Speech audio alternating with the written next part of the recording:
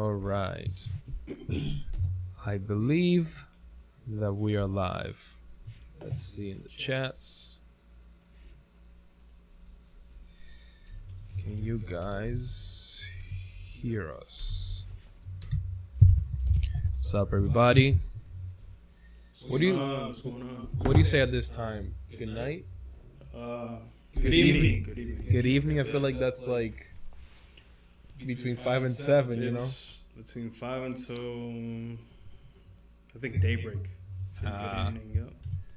Gotcha. All right, so what's up, guys? We'll give it a couple of minutes, see if a few more join. There's an echo. All right, let's see. Is that any better? Testing. 1, 2. We'll talk. Hello. Can you hear me? Hello. With both of us or just me? Or both of us?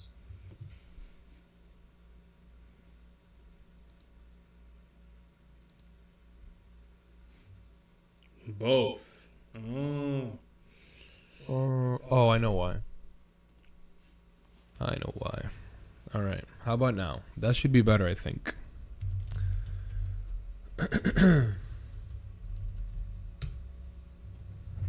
Hello? Can you hear us? Manny's wife. There we go. My only fan. Okay. All right, let's bring up the chats.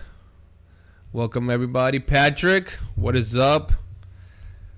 Thanks for joining us today for an exciting live.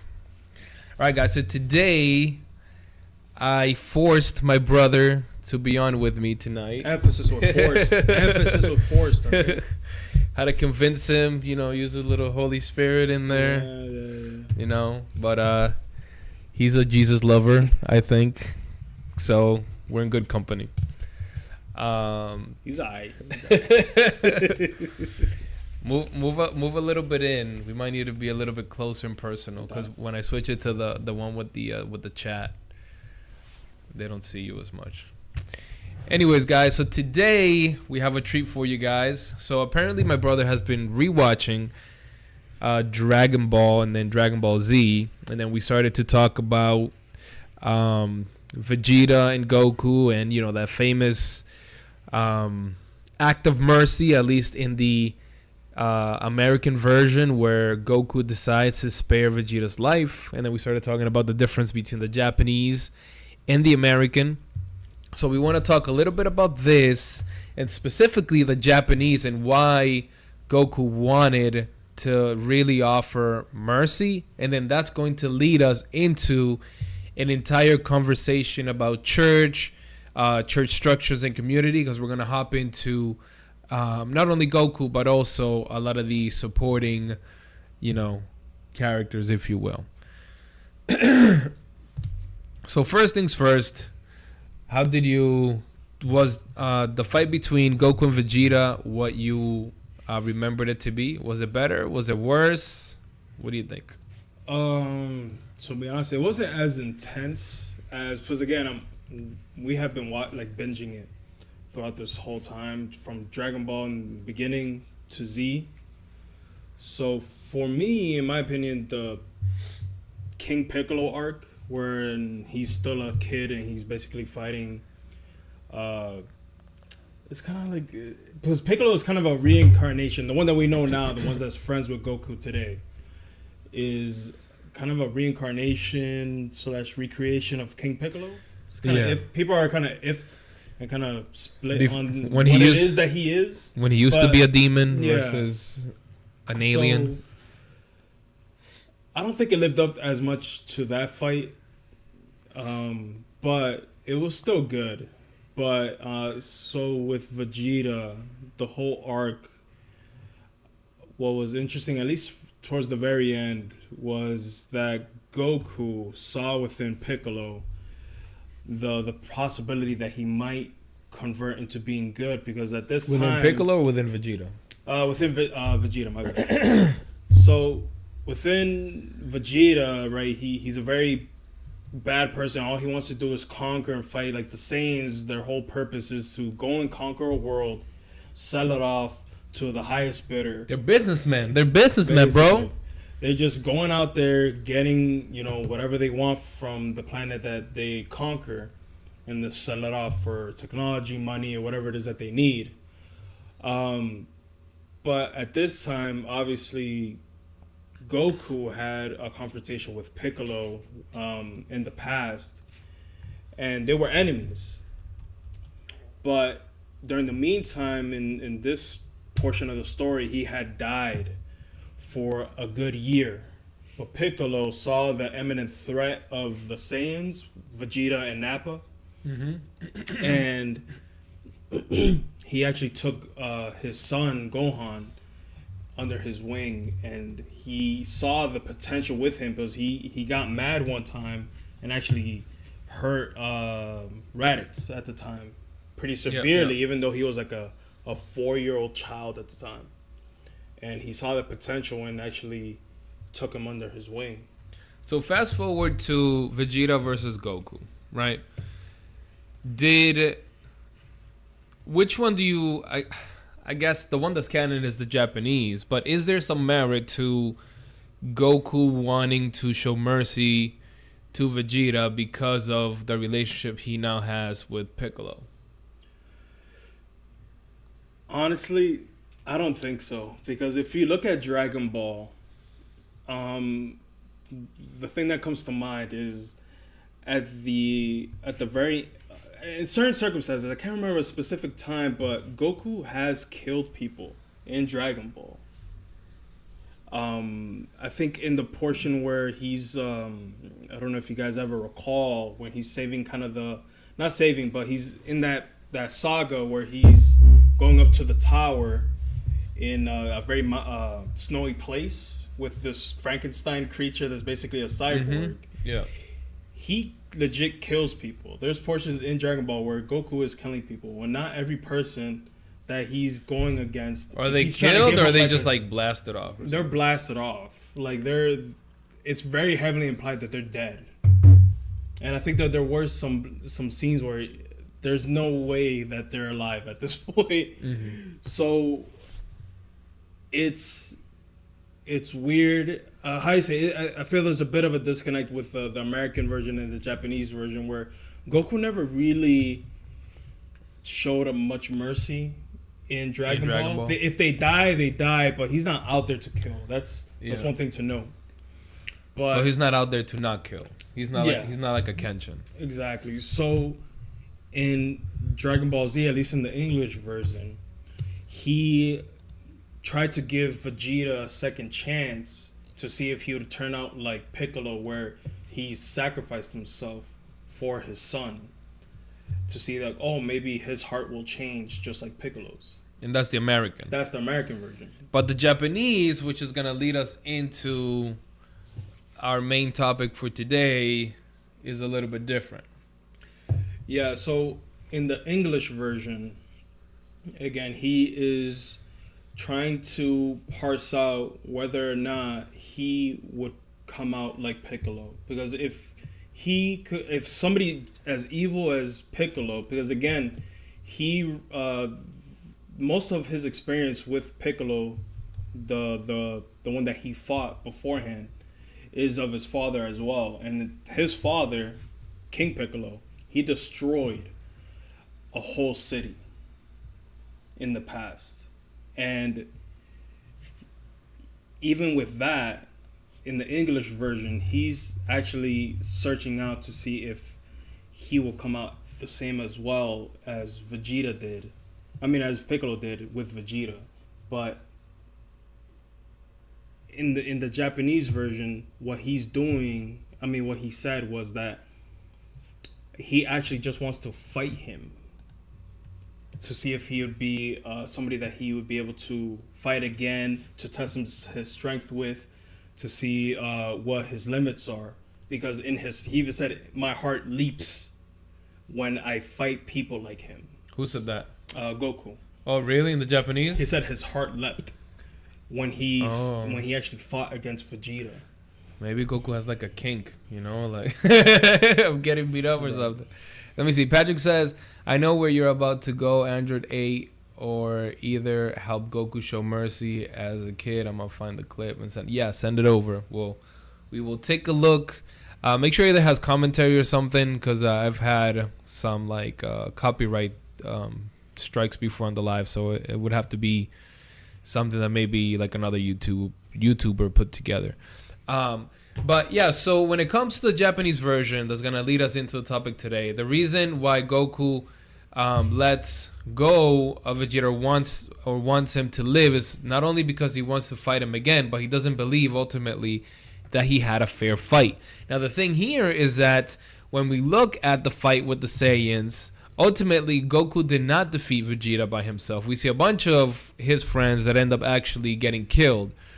Right, we see Yamcha notably. Right, he gets murked, like right at the beginning. Very embarrassing. He has never lived that down up until today. We got Chaozu that sacrificed himself for no reason because he did like no damage whatsoever, which then led Tien to lose an arm. Did he lose an arm before Chaozu died? Nappa took off his arm when he punched him. Which was weird because it was like a nice clean cut when he just punched him. Was it before or after Chaozu died? After Chaozu died. So Chaozu dies, then his ball. You know that Tien is an alien? I found out. Is he an alien? Yeah, I found that out a little bit ago. So he's like, his ancestry. There were aliens that came, and at this point, from what I understand, he's more human than alien. But that's why he has a third eye. I think that they could make like a really good comeback for him if he like rediscovers like his alien heritage or something like that. Anyway, so Tien dies by throwing all his energy into like one blast, and he's done. I definitely don't remember that. That's how he died. Yeah, I think that's He exerted all his energy with one hand. He was trying to do like the tri-beam cannon, which is usually like this. Yeah. Illuminati, right? Like, everybody tries to associate it, but whatever. Really? Is that a thing? Is that a thing? People think that's like you haven't satanic? Seen that before? Of course. Tri-beam cannon, Illuminati. You're gonna have to look it up on your phone and send me a link for it. So he dies. Piccolo dies, saving Gohan, his adoptive son, and obviously Nappa gets killed. He gets killed by Vegeta. Vegeta kills him. Vegeta kills him. So he gets paralyzed. Exactly. So needless to say, Goku felt like he kind of cheated in a way, right? He had a lot of help from different people. He didn't beat him on his own. Yajirobe was the one that cut the tail, So ultimately, Goku didn't do it by himself, and that's why in the Japanese, he wants to, basically have another rematch. Which leads us right into kind of like the topic that I was relating to and what I wanted to talk about today, and that is... all of these guys in this saga, they played their role. Some were just there to be sacrificed, but others did play like pivotal roles into actually arriving at a win against Vegeta. So with that said, what I want to talk to you guys a little bit is a similar concept that we have within church, and it's something that Paul the Apostle and a lot of people in the early church struggled with, because most people want to be Goku, and sometimes you got to be a Tien or a Yamcha. So nobody wants to be Yamcha. Nobody wants to be Yamcha in the church.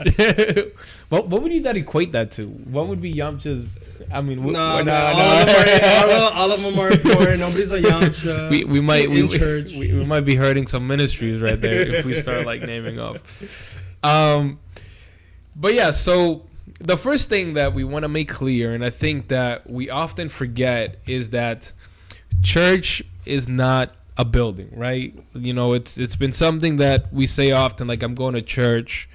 Even still today, I say I'm going to church. It's just easier than like, I'm going to go to the temple. Like I'm going to say, then people are going to look at me weird. So church is not just a building that we go to, right? In reality, when the Bible talks about church, it talks about a community, right? A community of believers that live life together. And oftentimes we even get that wrong, because we think like the church is only something that we do on Sunday, with people. Right. But really, the early church, they lived, a community together. And I think that when we have that bad frame of mind that church is either just a building or church is just something that we do with Christian believers on Sunday, then I think we completely miss the point when it comes to being a church. What are your thoughts on that? Yeah, it's not just the day that you're going to church; it's how you live out your life. Because end of the day, you may not have all the time in the world to go between each and every person and try to evangelize, right? But at the very least, make it known, at least, with the people that you not live with, but work with, who you associate with, they know that you're Christian. And if you say that you're Christian and you're not presenting yourself as such, at least the ideal form of it, it's going to influence them a lot. So if you say you're Christian and you're mean-spirited, you're not a team player, you're not trying to hear people out, you're being closed-minded, that's going to affect how people look at this organization. As much as that is a logical fallacy, that you base the validity or falsifiability of a worldview just based off your own personal experience, that's how a lot of people operate. Yep. So it's important for you in your life, when you're interacting with people, that you live out that message that Jesus Christ put forth to all the believers, that you live charitably, that you're kind to people, that you're patient, that you're understanding. And yes, in those certain circumstances, which is probably the most difficult part, when to be, look, this is the line, I'm not going to stop. Yeah, I mean, I think that even Jesus himself, when he's praying for the disciples before he goes to the cross, he prays for the unity so that people outside of that may know who God is, right? So by the way that we treat each other, by the way that we love each other as a church community, people are going to either see Christ or not see Christ, right? So it's very important. And I want to take you guys to a couple of verses here in Corinthians where Paul is actually dealing with this church and a few conflicts that are coming up for them. So if we go here, I had a complaint from some people that they couldn't see the verses, so I'm trying this out. This is what I use. Logos is an amazing tool if you have never used it. It's great. I use it for my studies, for my sermons, etc. But 1 Corinthians, and we're gonna do the New Living Translation, not the King James. Jonah is a very King James aficionado. Weak. He loves the King, the King James. So 1 Corinthians 12 to 13 says, the human body has many parts, but the many parts make up one whole body. So it is with the body of Christ. Some of us are Jews, some are Gentiles, some are slaves, and some are free. But we have all been baptized in one body by one Spirit, and we all share the same Spirit. So a few things to understand here is that Paul is actually addressing some issues that are happening within the Church of Corinth when it comes to their unity, when it comes to their gifts, when it comes to the way that they're actually functioning as a church. So he's starting off his argument by saying, hey guys, remember, even though we're all different, at the end of the day, we are all the same in Christ because we've been baptized by Christ. And one thing that I shared with you offline is this notion that I heard a long time ago, where somebody was saying that a church community is very unique for the simple fact that you have from CEOs of companies to lawyers to doctors to janitors all in one building, and they're all the same, right? They interact as everybody being one. And I think, that's perfectly fitting, the point that Paul is making here. Jews, Gentiles, slaves, free, we're all one in Christ. Right. Yeah, this, in society, we have a lot of this, the rich versus poor, Democrat versus Republican, all these a bunch of labels. But at least in the church system, there is this unity, at least the ideal of it, where everybody is the same. Because you can have a CEO, but he can never buy himself, as long as the pastor or the church government that's above him isn't corrupt. He can never buy himself into the position where he's above everybody else in terms of being a pastor or leading the. Is the pastor above everybody else? Is he? But it's that's what people see as kind of the top tier, the most important aspect of the church. But you can't buy yourself into having full control over the body of Christ. You just can't do it. You may do it within an institution, within this church government, but God doesn't recognize your money, and that God is not a respecter of persons. Yeah. No, I think it's funny that you mentioned pastors, because that's gonna lead into the next conversation where we're really gonna be talking about everybody wanting to be the hero or like the person that's up front, right? Or at least what's perceived to be like the best position, if you will. So I got a quick video. I'm curious to see your thoughts on it. So this is a pastor, supposedly, or a preacher. Check this out. Let me know what you think. See if I can blow it up a little bit.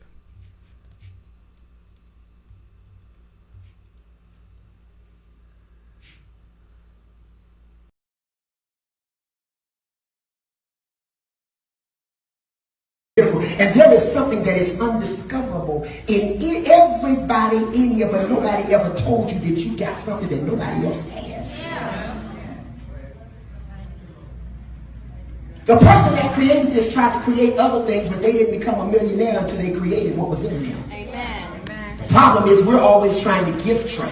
Yeah. We're looking at what's in somebody else. Initial reactions. All right, here's the thing. I think I know why you said that. Okay.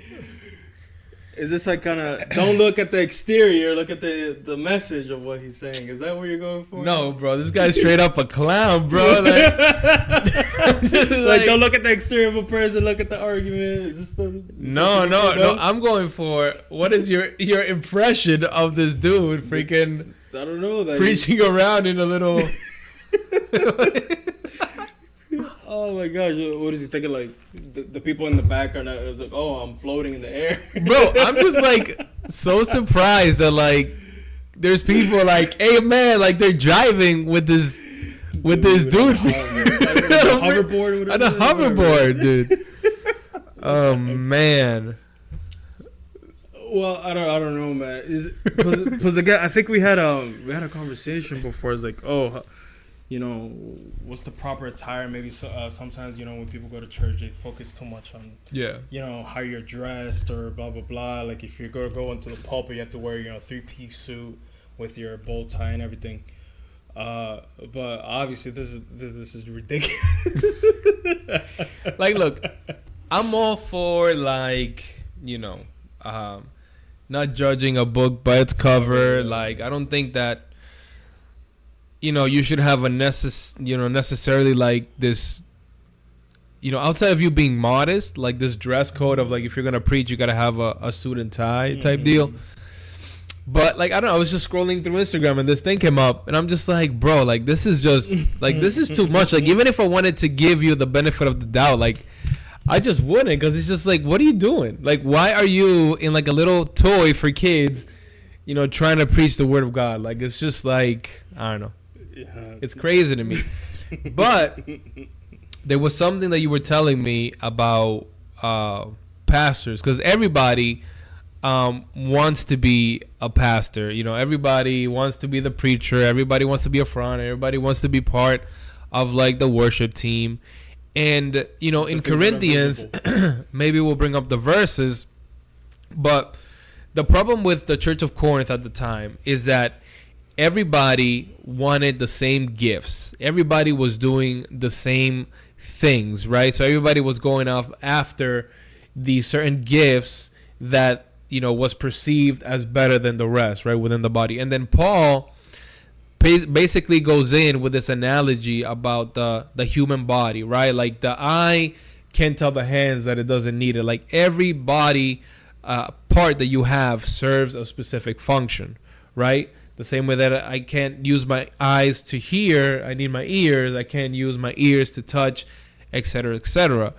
And for some reason, people always want to be either the preacher or the pastors. For me, I've always said, like, there's people that because I preach or whatever that want to put me in like some type of pastoral role, like, oh, you should go for that. And I'm just like, bro, like being a pastor, not only is it so much responsibility, but like you have to have like a certain disposition to deal with people, bro. Like, and I just, God can do anything, but like I just don't got the patience. You know what I mean? Like I don't have the patience to like deal, and I don't want to say nonsense, right?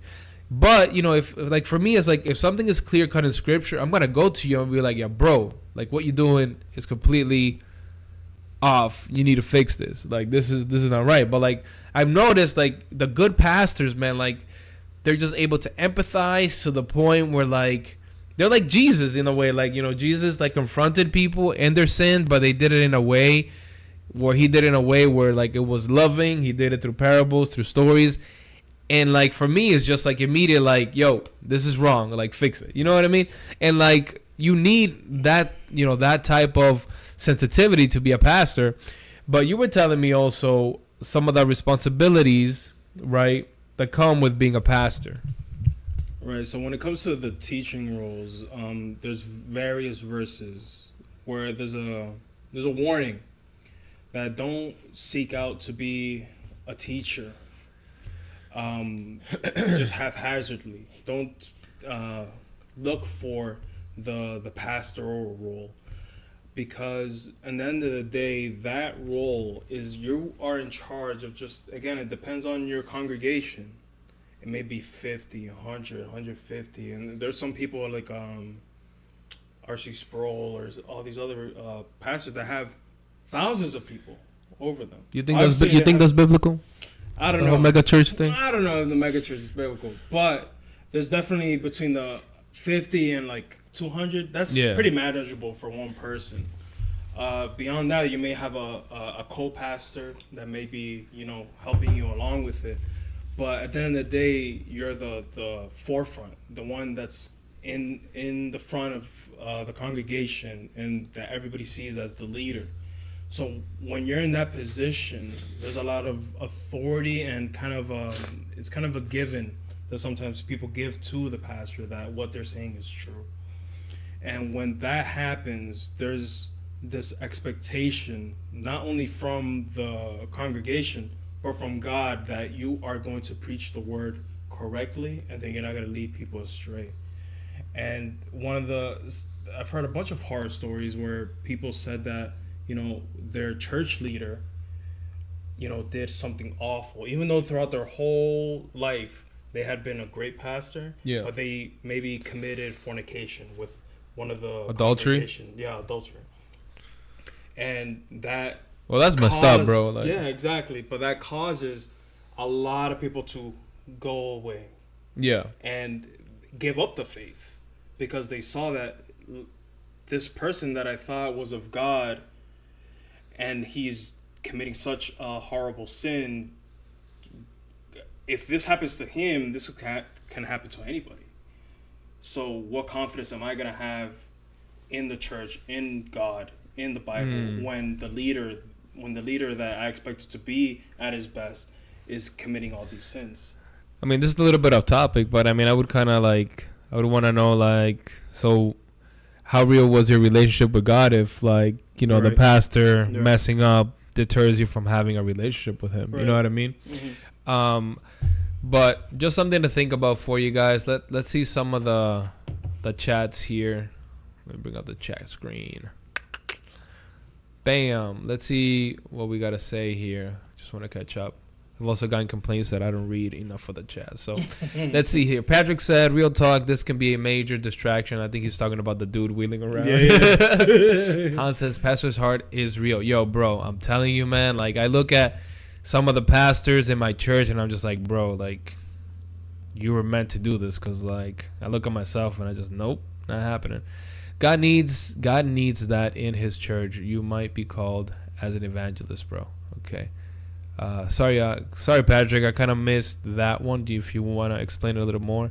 He also says, as a person who has served in different areas in ministry, I know for me personally, I need more grace to serve as a pastor. But as of right now, no way. Bro, I'm with you, dude. It's just like the people aspect of being a pastor. It's like, you need that servant heart, like times 10. Kaioken times 10 on that for sure.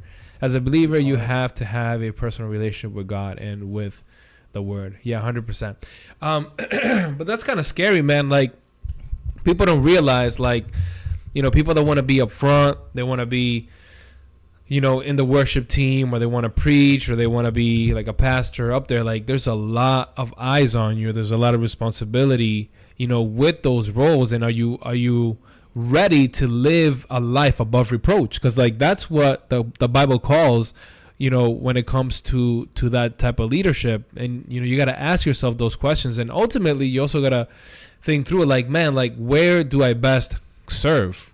Where am I? Because like, can you imagine like living your entire life wanting to do something that God didn't create you to do?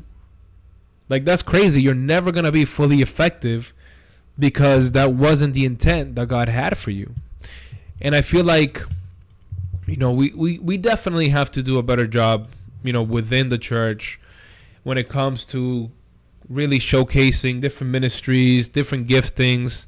I mean, as part of our membership course, we have a gift, and this is not like a miracle thing where like, it's going to give you exactly, but, you take a test based on your personality, and it gives you a good idea of some places where you might want to serve, depending on your proclivity, whether it is administration, whether it is evangelism, so on and so forth. But yeah, man, I think that we make a mistake when we all want to be the same, when God clearly created us to be very different. In fact, that was like the whole purpose of a church, is just to bring all these people together. Like, I think about, One Piece. I think like One Piece is one of the animes that has like a better like group dynamic, because I feel like, Dragon Ball Z, everybody kind of helps out, but you're all kind of like doing the same thing, right? Like, you're fighting whatever enemy. You're familiar with One Piece, right? Like, you're not a heathen. I'm not a heathen. you know some One Piece, right? Hey man, I'm part of the pirate crew, right? Yo, guys, by the way, sorry, before you answer, I have come to the realization today that my kids might grow up more with One Piece than Dragon Ball, and that's kind of sad, because I'm catching up with One Piece now. So they're, like my kid, heathen, man. My kid will recognize Luffy before he'll recognize Goku at this point. Who are you, dude? But Goku is the cutest thing ever, man. He can't beat Luffy. Well, Luffy's my like wife is in love with Kid Goku. Luffy's man. like I have a pirate, to, tell though. her to stop looking at him. Yeah, but like Luffy's like a pirate, So like kids, like, they got like there's already like pirate themed stuff, so they can relate to it a lot easier. But One Piece, right? Yeah. So the basics of One Piece, for those that are crazy and are not familiar, it's a crew in a spaceship, in a boat, and they all have different functions. Like, you got your navigator, you got your cook, you got your doctor, you got your musician. There's a guy that plays. Which one is that one? The skeleton. The skeleton guy. Yeah, he's like a music guy. I think that was like before. Yeah. I stopped watching. You got your captain, so on and so forth. So needless to say that, it's a good illustration of a unit, in this case the church, functioning with all of these, different roles. And, they couldn't get anywhere if they didn't have a navigator. And I think that in the same way, different ministries within the church, whether it is outreach, whether it is, evangelism, ushers, what else? Like the cleaning, cleaning people, the people that set up. Like, you couldn't have a fully functional service where you're welcoming people and doing all that stuff if everybody's a pastor, for example. Yeah, and to kind of like bring it all back kind of to Dragon Ball, where Goku could be kind of a representative of the pastor, right? Somebody that everybody looks towards. But at the end of the day, at least in the Vegeta saga, the whole point of, Yamcha, Tien, Chaozu, Yamcha, all these guys, even though they had died by the time that Goku came into the picture, they provided time for Goku to come. Because if they didn't do that, Vegeta and Nappa would have destroyed the population. Because even when they first landed, I think Nappa just like lifted up his fingers like that and just destroyed a whole city. Power scaling in Dragon Ball Z is so messed up. For real, man. But besides all the wonky power scaling, it provided time for Goku to come in to do what he needed to do. And at the same time, how, whether you're an usher, you are, you cook downstairs for when, the congregation meets after, let's say, like a meeting or even after the service. They have time for everybody to kind of get to know each other because, a lot of people, they'll just go to church and they'll just bounce afterwards. But if there's food, food is a great unifier, that gives people the opportunity to kind of get to know each other, see what's going on. And, friendships form and people get to see, okay, this person is in need of this and this and that. And, that person that may be more advanced in either the faith or just a longer time in the church will see, okay, there's this need in the church. Yeah. And, that's the importance of even just talking to somebody. Even if you don't have a ministry in which you're working in, just talking to somebody. It's very important to the whole construct of the church itself. Yeah, I think that, I often wonder, like, we have a specific format on how we do church, right? You have maybe a welcoming at the beginning, you have a few songs, you got announcements at some point, and then you got the preaching. And we don't have a clear format on how a church service is carried out. I think that, I don't know, I want to say that is in Acts, where there is like a point where there was like some worship and then Paul like preached, mm-hmm. or Peter preached, and like that's where I think a lot of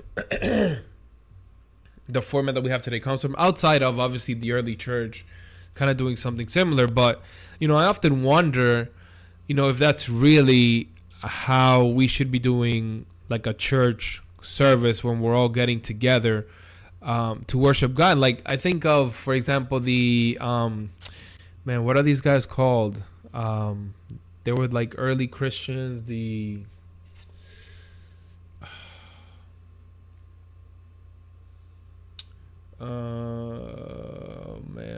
forgetting the name. It was a group. They were like very kind of like old school. The congregation. No. It's this specific people. I'm forgetting the name of them right now. Anyways, so as part of their gathering, like not only did they have testimony, but every man in his household had to give an account of how many people did they evangelize to, the people that came up with the catechisms as well. But it wasn't the Catholics. Catechism. Well, I mean, that's all up for debate. I mean, yeah.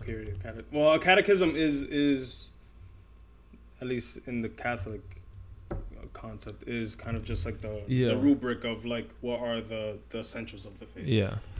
If somebody remembers what I'm trying to remember, please help me out. But anyway, so they know where you're getting at, yeah. So they had a report of that. They had and again, if like whatever report it is that you had to give, if it wasn't according to what whatever the congregation decided that the standards were, like you were basically put in like what we call in a Spanish church like disciplina, like you were in discipline, meaning like maybe a warning or something like that. So like there was a lot more accountability, a lot more checking in to how like you were doing with your family life, with your spouse, than what we do today. Because a lot of the times the Sunday service for most people, and I don't blame them, it's just like an event that you go to every week.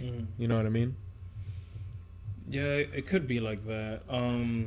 Again, it's really up to, at least, we both been to Methodist churches, and a lot of Protestant churches are they have the same format that we do, but there are, let's say, like Lutherans or Presbyterians, where I think it might have been the Presbyterians that I was thinking about. Okay, where they kind of have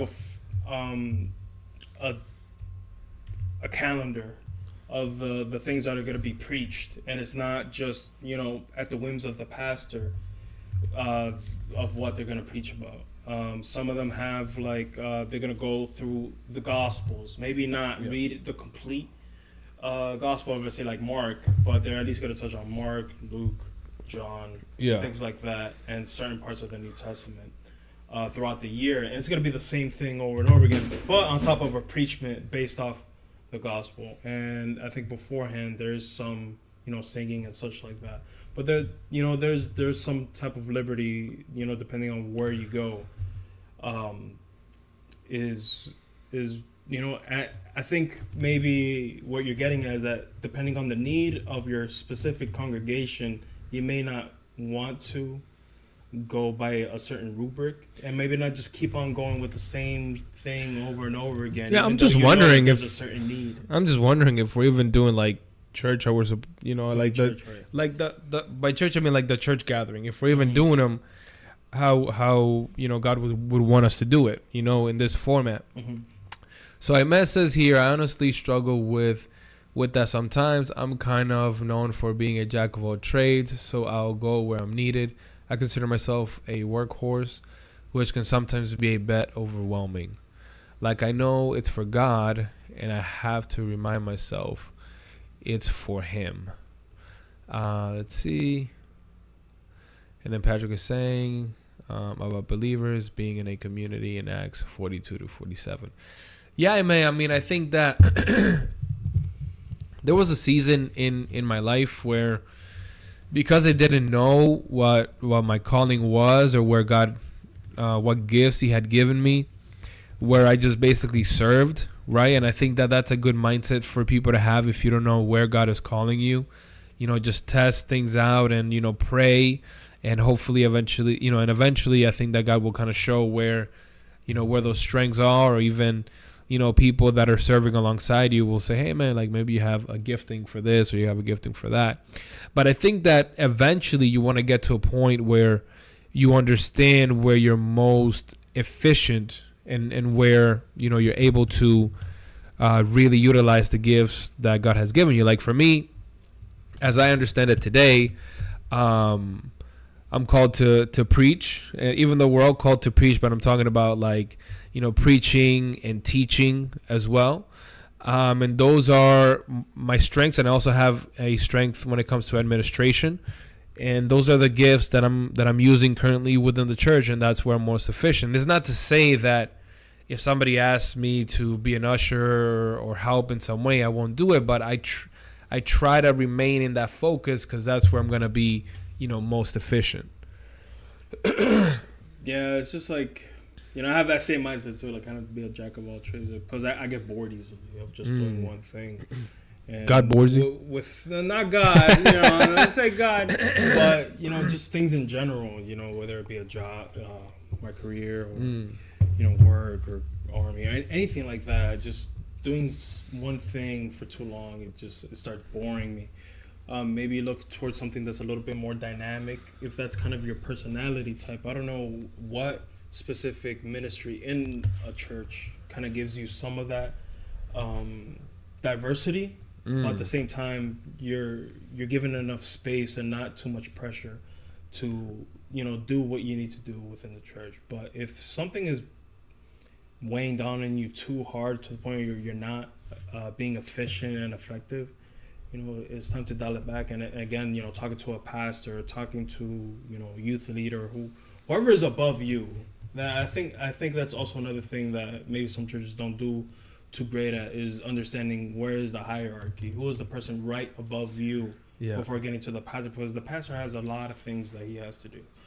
Like I think who was it? It was in my church where they said that the pastor has to be a psychiatrist, has to be a psychologist, has to be a doctor, has to be a father, has to be, even sometimes a mother, have that, that type of instinct to be, very affectionate.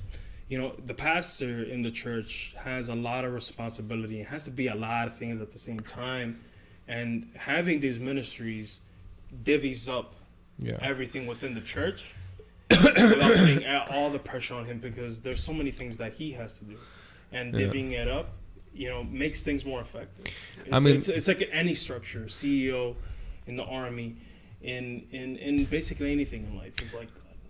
That's definitely not biblical, right? Like the apostles themselves said, like, it's not fair that, for us to dedicate ourselves to serving of the food where, we've been called to preach the word of God, right? And then they chose different leaders that would head all of those different needs within the church. So, if you have a pastor that's doing everything, then I think that, he's not doing it right. I know that there is a need, but at the same time, sometimes like, I read this once in a book, and it said, like, just because there's a need, it doesn't mean that you need to meet it, right? Because, the city, for example, could say we need a bridge. That doesn't mean that the church is going to go out there and build a bridge. You know what I'm saying? So it's not only, when it comes to making decisions about how you participate and where the church goes, it's not just about the needs, but also where God is calling you. And I think in the meeting of the two, that's where you're going to be, best serving people and serving others. The last thing that I wanted to touch on, now that we talked a lot about kind of like gifts and really trying to focus on where God is calling you, is the sense of community and the importance of a sense of community within the church itself. I think that I see this quite often, and I think it comes from, the mentality that, a church is just a building, or church is, something that I do with my church folk just on Sunday. Like, when we look at the early church, like, they ate together, they lived life together. In Philippians, we're called to carry each other's burdens, and the thing is, like, if I don't know you and if I don't know your burdens, how am I carrying your burdens? You know what I mean? Like, that's stuff that we're called to do, but often it's not happening within churches. So first question is, what do you think that is? What do you think that's not happening? There's a lot of things, because, me and you, we live in the same city. Lawrence it's not the biggest city in the world, but there's a lot of people. Even within the churches we attend, there is a lot of people. And not to bring in, like, all this psychobabble, but there's kind of a limit where sometimes where you associate with too many people, where people start to just become a number in your head. That's the kind of the psychological end of it. But at least with the Christian churches, I don't know, man. I think it really, there's a lot of things. It's the numbers of people that are just you're associated with.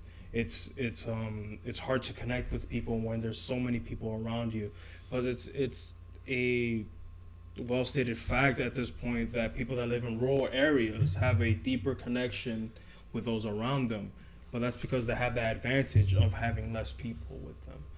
But I think it's kind of an uphill battle where we try to fight that, that human limitation with prayer, and rise above that, that the weakness in the human soul, to rise above it with Christ. And it's an uphill battle, man, because I fight that, man. I have, coworkers, I have people in the army, I have people at work, I have people, in just daily life at church, people that I associate with. Like, there's a lot of people. It's only so much time in your day, I guess. And there's only so much time. Well, Patrick brings up a good point. He says lack of small groups and discipleship that a lot of churches, I feel like, do not have a grid for. Maybe like a template. I will second that, Patrick, for sure. Maybe simulating a small community within the church. Because for us, in the past couple of years, we really focused on getting a good small group program. And we've definitely seen a lot more people engaged. And, to your point, it's not like you yourself or, I myself as a leader or maybe the pastor has to have an intimate relationship with every single person, within the church. But I think two things, like, creating opportunities for people to fellowship is one. And I think that, food, like you said, is a what was it you call it? The great uniter? Great uniter, yeah. Yeah, like everybody will show up for food. Before the service or after the service, like having an opportunity for people to eat together, it's a great way to bring people closer together. Offering things like small groups where people can build community with a certain amount of people, that also helps. And I think the other part is that it has to be taught and preached from the pulpit what a church is called to do. You know what I'm saying? Yeah. And holding people accountable for that as well. Like if you're noticing that in your congregation you don't have people that are gathering outside of church, and where everybody is just paying attention to what they're doing outside and nobody's really focusing, like you got to preach about that. You got to teach people about what you're really called to do, because if nobody's calling that to their attention, then how are they going to do it? Right. Yeah, it's really at the need of your churches, because I'm pretty sure some of these smaller churches in, whatever it is, the South or rural areas of America, or even any other part in the world, it's just really, that's not that much of an issue. But yeah, that's a great point, Patrick. There's a way to simulate it, and it ain't on like you have to, you have to become some type of saint to get to the point where you're able to transcend this, numerical problem in your mind where you can't associate yourself with so many people. But divvying things up in small groups, that's a very good thing. And I think in our church, in your church, there's that element there. Obviously it could be better, but it's like how to do it and when to do it, I think is the the hard part. Yeah, I think because it's also getting that information out there. Yeah. Right? Like, hey, we're gonna meet today here at this time and such and such. Maybe having something steady, is something that people could rely on and meet there. Because if you just go at the pulpit, the pastors, whoever's announcing the activities of the week or of the month, is just out of nowhere planning, hey, we're gonna have a get together this next week. Yeah. Well, I already planned my stuff next week, because I mostly plan things a week in advance. It's rare when I do things like 2, 3, 4 a month in advance. Yeah. And people just have busy life. Yeah. So for us, the way that we do small groups is we do semesters. We do 8-week semesters. So we'll do 8 weeks, and then we'll take a month break, or 6 months, a month break or 6 weeks break. And then we'll start another one, because we found that it's tougher for people to commit, like, oh, I'm going to do this for a year. Mm-hmm. But you can commit to doing something for 8 weeks. Like, hey, we got different small groups on different days happening. We're going to be doing this for 8 weeks. And, you can commit to that. Another thing is that, we live in New England, so we have snow. So in the colder seasons, like right now, our next semester is going to be like mid-January is when we'll start up again. It's going to be mainly virtual. We may have like one group that meets on site at the church, but the rest will be virtual, because it's tough for people with family to move and move people around. So we're just going to do them through Zoom. We'll do them through Zoom through the winter. And then once it starts warming up again, then we'll do another 8 weeks, and we'll do those in spring and then summer. And, for the holidays, our last semester ended like about a week ago or two. So when it comes to like Thanksgiving, Christmas, and New Year, like people are super busy. So within that time, that's usually when we time our break. So right now we're on a break from small groups. Maybe we'll have a couple of activities within the church that people can come to. So if people still have time to participate, they do that. And for us, I feel like that has worked. For those simple facts, people can wrap around their minds around 8 weeks, and we're doing breaks in times where people are generally busy anyway. So it's like, you're not, having leaders put in time and effort to a class that only 2 people will show up, because that's super discouraging. Mm-hmm. And 2, we're being understanding of people's family time, and hey, like this is a good time for you to spend time with your family, and then we'll come back and we will continue fellowshipping. Let me see. Anderson said you got to connect with others to want to serve, for sure. don't forget, with small groups, you have to be okay with accountability. That's the cause of people that run away too. Yep, for sure. I remember my mom used to talk about our church back in the day, and every week there was something going on, Bible studies, sporting events, youth group, something almost every day. Yeah, man, that's that's, I mean, is that like an American thing? You know, because well, I mean, who had sports groups, you know, no, during the time of the Pilgrims, you know? Like, no, I mean, like, we're so busy, quote unquote busy, and really what this means is that, like, our church community is not a priority, right, compared to other stuff. Right. So that's really what we're saying. That happens a lot in America, but you're not gonna see that so much, for example, in DR. They do have activities, you know, every other day within the church. And I heard even a preaching not too long ago, and I think it might have been, they were referencing, I think it was Africa, or a community somewhere around that area, where they were so confused as to how we did church, because to them it's like, you only meet like once a week, you only meet like twice a week. What is that? Like, these guys would, I mean, they wouldn't even have a building. They would meet up in front of a river. They would come together. They would, you know, sit down, read the word, spend time with each other, and then would go. And that's something that seemed to happen regularly, you know. So, I don't know. Yeah, it might just be maybe could be a cultural thing to us. But yeah, it's, you know, how are we gonna battle it? Because at the end of the day, we have to live in this society. We live in this society. You know, as much as we may try to like distance ourselves, you know, it's always gonna catch up against us. Unless we all go try to move in the woods with a convent. You know, everybody let's just move, move, cut trees, let's just move, fish. Let's move all these third world countries into the U.S. and then, you know, we'll do church right. Oh, man. Hans says, yeah, they are a legit family as Christ called us to do. No, I believe that. I think that, and that's also something that I think it needs to be driven from the top down, right? I think that the sense of community, sense of accountability, if like that's what you want to see in a church, like you have to call that to attention from the pulpits. And man, to be honest with you, like I think that community and the sense of belonging is something that is so needed today. Before we close, let me share a quick video with you guys about this one guy that I saw on YouTube that will shed some light into the need for community.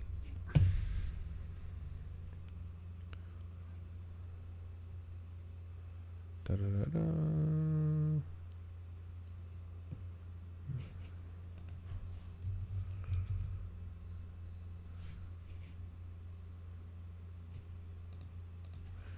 Just go to my YouTube. Anything you want to say to fill in the awkward space? Awkward silence. It's okay. Well, you know, Dragon Ball Z is a classic.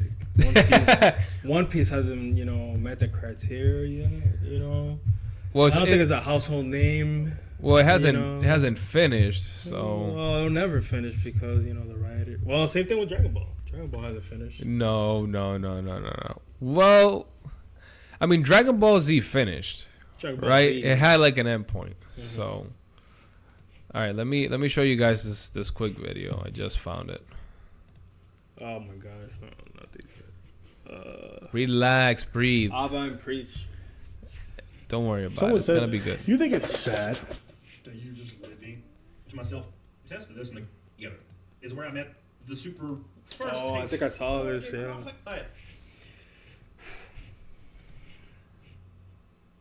All right, guys. So we're gonna watch this quick video on the need for community, and then we'll close with this one. So let's take a look.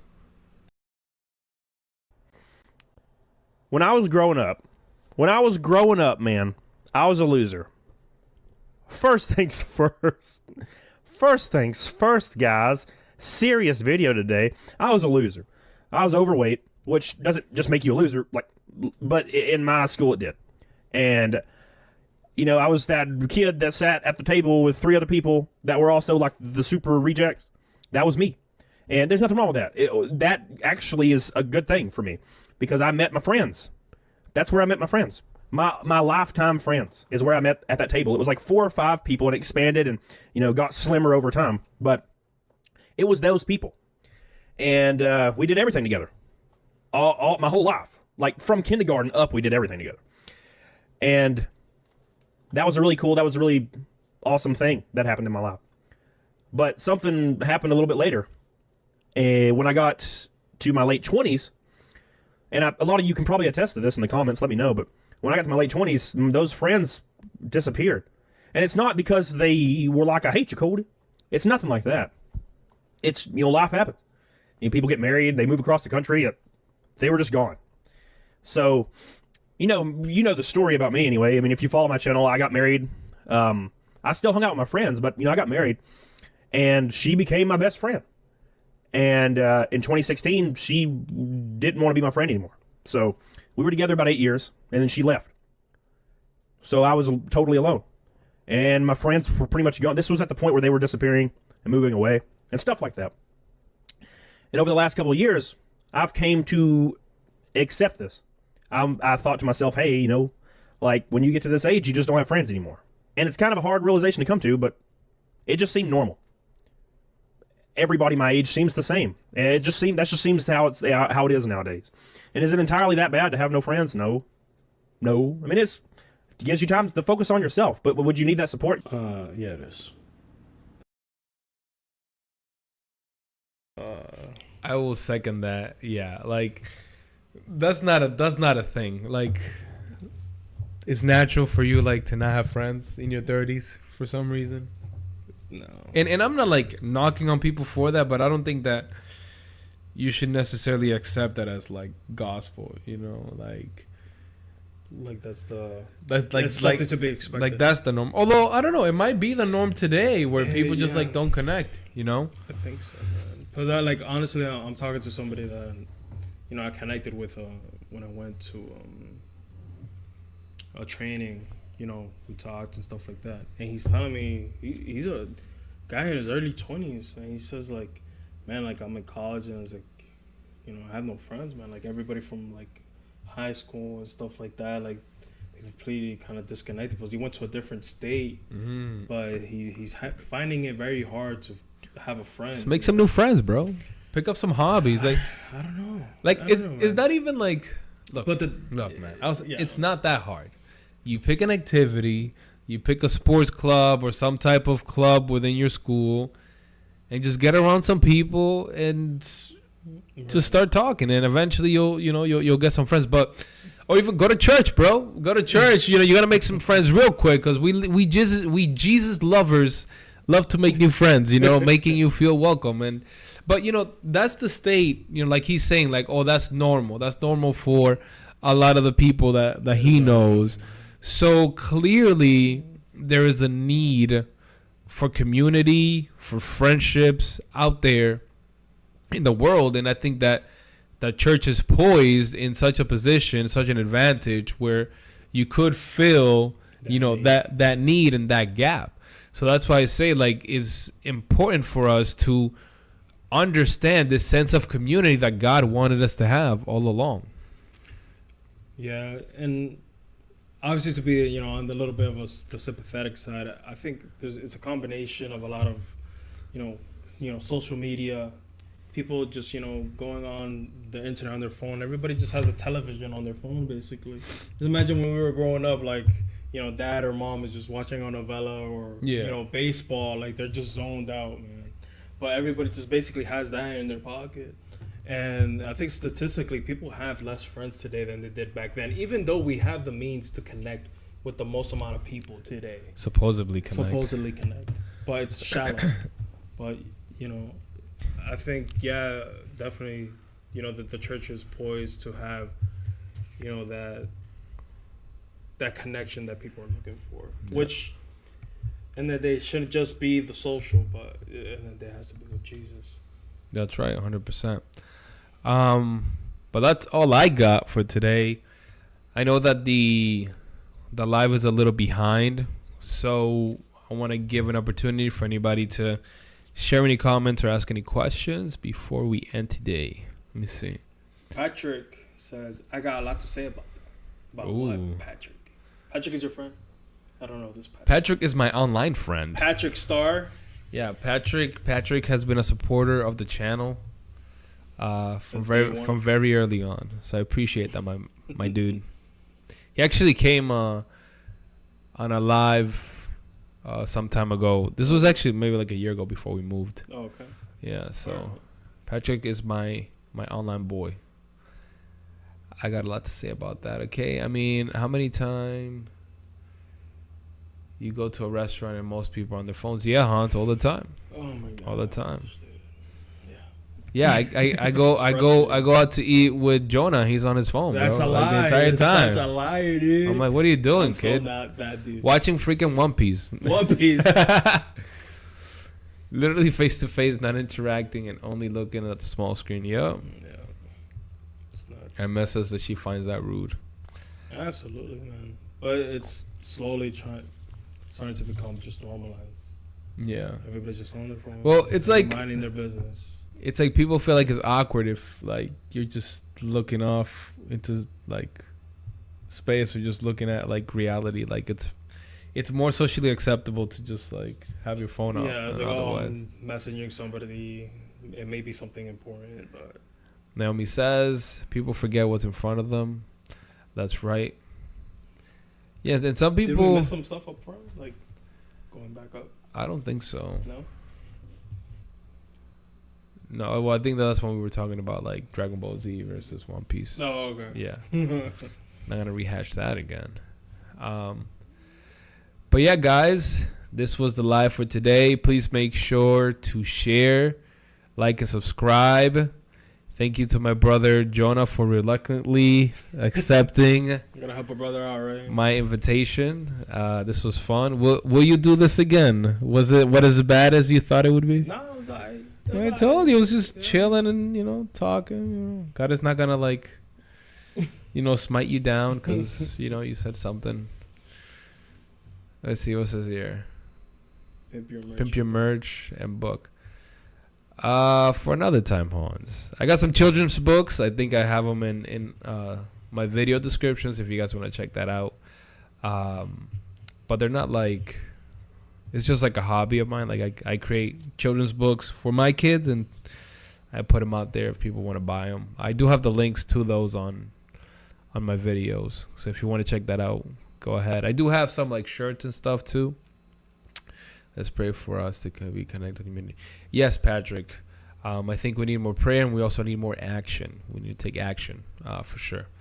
But yeah, guys, this was the live. Thank you for joining us. And as always, just want to remind you that we must persevere. Peace. Peace. Take it easy, guys.